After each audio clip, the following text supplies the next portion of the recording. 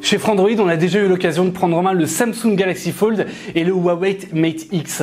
C'est vrai qu'ils sont beaux ces smartphones. Alors ils sont pleins d'avenir, mais il n'y a pas un petit truc qui vous gêne? Alors je sais bien qu'on dit que c'est pas la taille qui compte, mais bah ça joue un petit peu quand même. Salut à toutes et à tous, c'est Geoffroy de Frandroid et aujourd'hui je suis là pour vous parler de ce qui me gêne un petit peu dans les smartphones pliables de Samsung et Huawei et de pourquoi cette technologie des écrans pliables pourrait en fait améliorer le confort d'utilisation des smartphones.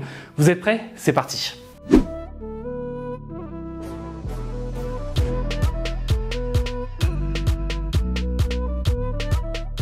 Est-ce que vous aussi, vous avez l'impression que les constructeurs pensent que vos doigts sont extensibles à foison? Parce que tous les ans, c'est vrai que les smartphones sont de plus en plus grands. Or, même si on a eu des bordures qui étaient de plus en plus fines, d'abord avec les écrans 18/9e, puis les écrans 19,5/9e avec des encoches, eh bien, force est de constater que les smartphones sont de plus en plus gros. Histoire de vous donner une idée, la plupart des smartphones haut de gamme aujourd'hui, en fait, ils ont une hauteur de 158 ou 159 mm. Alors comme ça vous parlera pas beaucoup, mais si on prend par exemple des smartphones haut de gamme d'il y a 3 ans, comme le Galaxy S7, le Galaxy S7, il faisait juste 150 mm. Si on prend le Huawei P9 à l'époque, c'était 145 mm. C'était quand même beaucoup plus petit, 1 cm ou 1,5 cm en moins. Et puis quand certains constructeurs ont commencé à annoncer des smartphones avec des écrans pliables, moi j'étais ravi. Je me suis dit, ah ça y est, enfin des écrans de 6,4 pouces qu'on peut utiliser à deux mains et qu'on peut ensuite replier pour utiliser confortablement avec une seule main. Ça aurait été parfait qu'ils fassent ça, j'aurais adoré.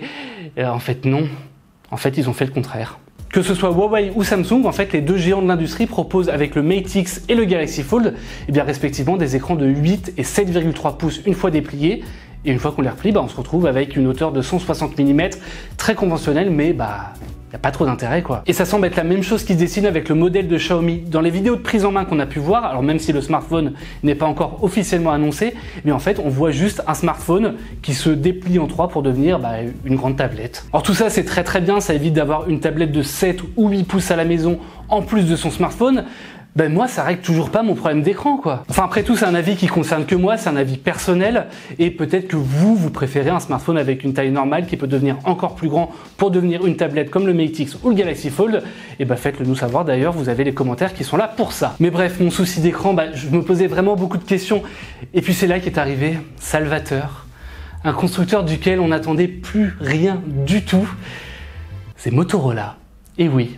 Enfin presque. On sait depuis longtemps que la marque qui a été rachetée en 2014 par Lenovo, elle travaille de son côté également sur un smartphone pliable. Et pour le coup, il ferait non pas un smartphone qui se plie et déplie comme ça, mais qui se plie et se déplie comme ça. On a déjà vu des brevets, des concepts, et finalement ce sont les premiers leaks qui ont été publiés cette semaine à propos de ce Motorola Razr à écran pliable.